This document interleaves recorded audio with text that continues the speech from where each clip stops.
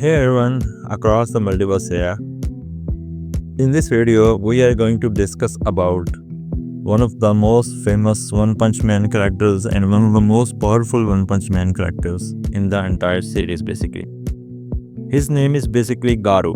Who is Garou? Garou is basically an anti-hero who is not just like a criminal, or he is not like a good guy either. He is basically grey guy. He fights basically heroes, but he also fights monsters. He does not really have any bias toward monsters or heroes. So but one thing that makes him a bit more human than a monster is that he does not kill heroes. He does not kill humans. He only kills monster. He does not kill human. So this is one thing that makes him a very interesting character, because he himself claimed to be a monster. At one point he actually becomes a monster also, but he still never actually kills a human. He only kills a human considering himself a monster and fighting monsters and killing monsters but not human. So this is the complexity of his character. So we are going to basically discuss how strong he is exactly in his strongest form, Cosmic Fear mode, Awakened Garou. Basically Awakened Garou Cosmic Fear mode. So that is it. So as far as we know, in his awakened form in the manga, his biggest feats came there, and basically we will go around his smallest feat to his bigger feat in his awakened form. So let's discuss. First of all, the first feat of him is basically just like punching and generating nuclear power attacks that would wipe out anyone. He basically almost murdered, almost murdered, except Blast, every S-class hero and all the other heroes that were available at that point. Basically died from just the radiation. He didn't even like fight them at once. Thus the radiations were strong enough to basically murder all of them. And another feat comes is that he can basically copy any character. So he is not just like strong. His biggest thing is the thing that makes him so deadly is his power mimicry ability, where he can copy an ability and get stronger. And he can't just like copy the ability. He can even copy strength. So like any character that's a bit stronger than him, that gets stronger, he will always get stronger. What exactly happened in his fight against Saitama?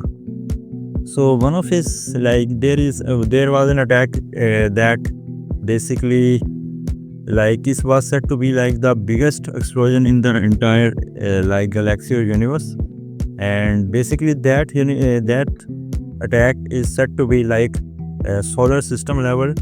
Some people mention it to large star level, to solar system level. I personally call it solar system level because it was already mentioned that the scale of it, and it was considered to be the biggest explosion in the entire universe or something like that. So basically before he actually copied Saitama, like previous Saitama, he was already a solar system level character. And after copying Saitama, his feats basically grew infinitely. Like in their square punch, where they basically both made a serious punch, and they both clashed and they created a serious punch square.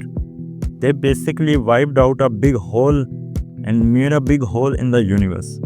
And not only that, a lot of people call it multi-solar system level because of their stars. But one thing that people miss, that there were galaxies.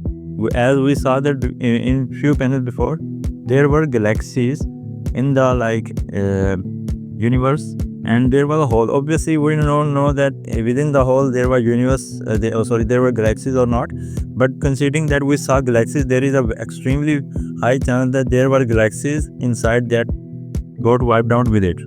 So this feat put both Saitama and Garou at multi-galaxy level, which is just below universal level.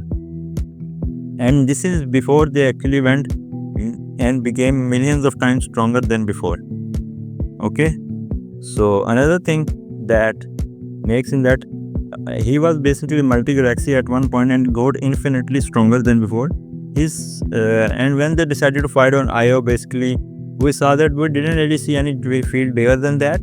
like the serious square punch feet bigger than that, and we didn't see any feet bigger than the serious square punch. But we did know that we do know that they actually got way stronger than before, because there was a chart explaining how powerful they were getting, and they were basically getting way too powerful than before. So we can assume that if not universal, at least they were at least low universal at peak. Obviously there is no feat to claim, so if we highball, we can say that they were at least like a low universal at one point, maybe half feat, they can maybe probably half universal or something like that. But since we don't have feat, we can't calculate that. But if we like basically just assume based on feats and do not like assume and just pure calculated based on feats, then Garou's strength will be multi-galaxy 3C with massively faster than light speed, because they were like casually moving across the destroyed at one point they were moving so fast that throughout the destroyed moon they were basically at everywhere. Like we saw there were lines, basically there were trails of them. They were so far that we could see them all at one point. So they are massively faster than light. So their final tier is basically based on pure fates, is multi-galaxy to low universal with massively faster than light speed. And this put Garou as one of the strongest characters in the entire One Punch Man series. I know this was a short video, but there we are, I was only like focusing on Cosmic Garou mode and didn't really talk about his before feat, because I don't really think that matters right now. But I might make one video on like the Monster Garou is third is the strongest form, and we can calculate based on that also. So yeah, but we will do in the next video. So if you like the video, please make sure to subscribe my channel and hit the like button, and I will see you in the next video. Bye bye.